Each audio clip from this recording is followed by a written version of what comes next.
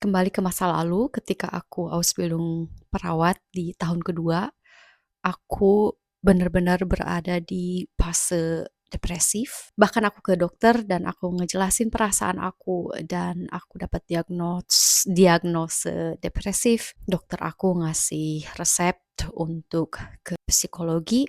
Aku sampai ke psikologi juga, tapi waktu itu aku membutuhkan waktu cukup lama sampai aku menemukan psikologi. Karena di Jerman psikologi itu harus bayar.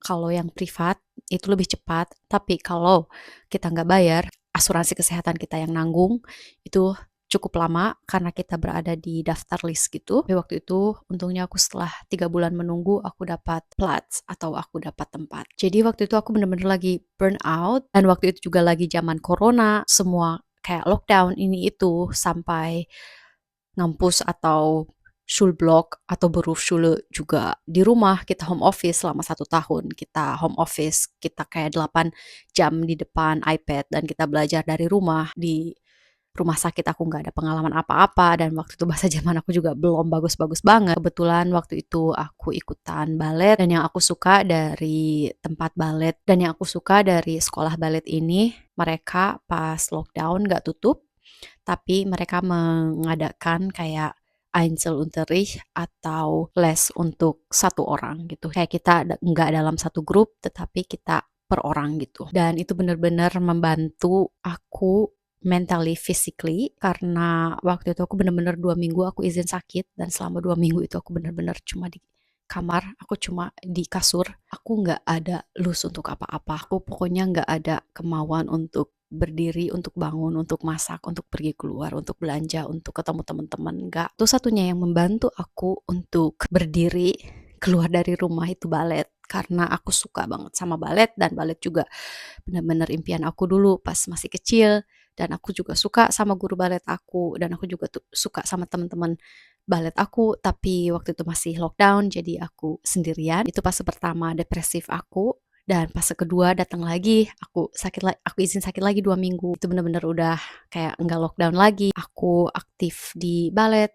Seperti biasa apapun yang terjadi, aku selalu berdiri untuk pergi ke balet. Tapi sisanya aku kayak cuma di kasur. Nah, di video kali ini aku mau nge-share ke kalian kenapa mempunyai komunitas di luar pekerjaan, di luar Ausbildung, di luar FSJ, di luar dual studium, di luar au pair, pokoknya apa yang sedang kalian lakukan di Jerman, kenapa itu sangat penting dan membantu kalian untuk tidak merasa sendirian, untuk tidak merasa depresif seperti yang aku dulu alami, dan untuk tidak merasa kalian itu stuck, kalian itu enggak baik, dan untuk menghilangkan ketidakpercaya dirian kalian. So, selamat menyaksikan.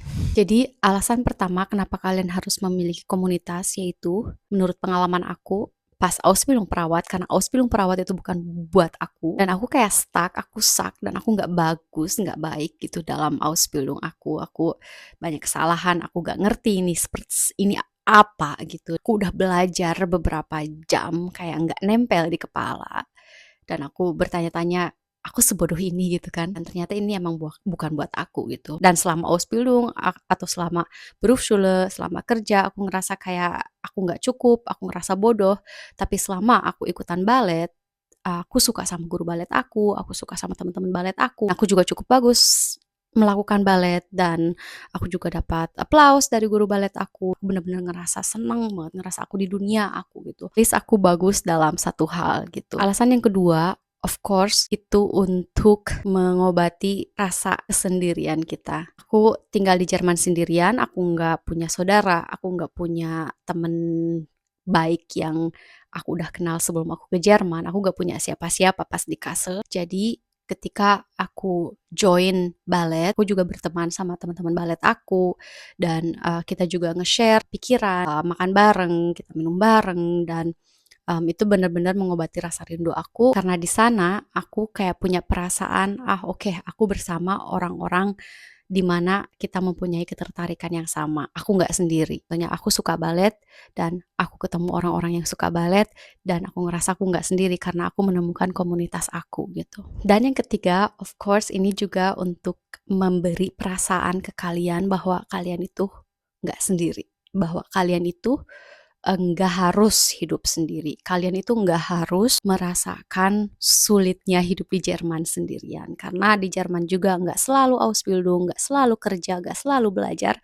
Tetapi kalian juga harus mempunyai tempat di mana kalian merasa senang, di mana kalian merasa kalian dihargai, di mana kalian merasa aku bagus dalam hal ini, di mana kalian merasa aku nggak sendiri. Aku di sini merasa senang, merasa dilihat gitu. Itu pentingnya komunitas, kayak kita tuh nggak sendiri. Dan pesan aku untuk kalian, hidup di Jerman itu nggak harus terus-terusan berkorban, nggak harus terus-terusan bertahan, berjuang. Kalian juga harus merasakan indahnya hidup di Jerman atau senangnya hidup di Jerman dengan komunitas di Jerman.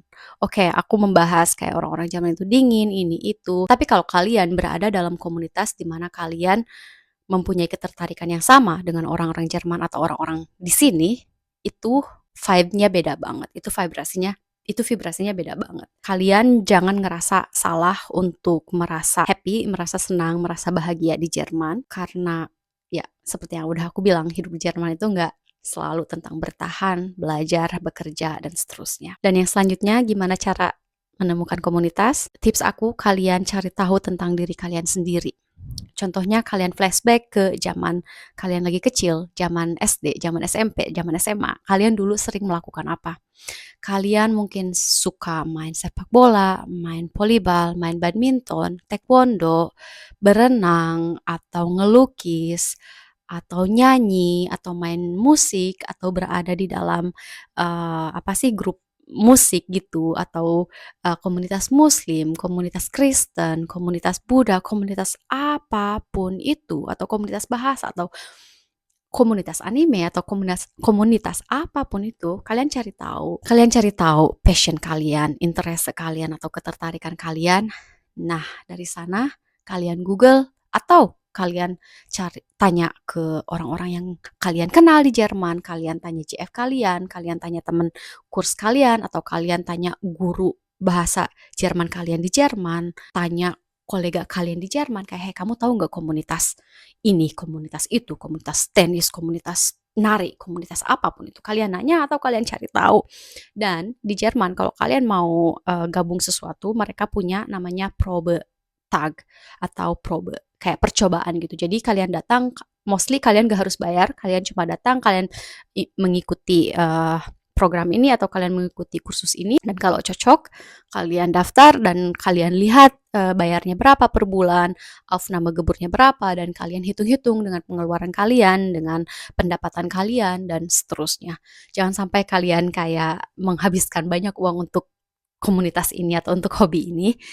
Jauhkan sebisa mungkin kalian temukan komunitasnya untuk komunitas student, komunitas-komunitas yang tergantung ke university. Contohnya dulu pas aku pernah taekwondo di sini.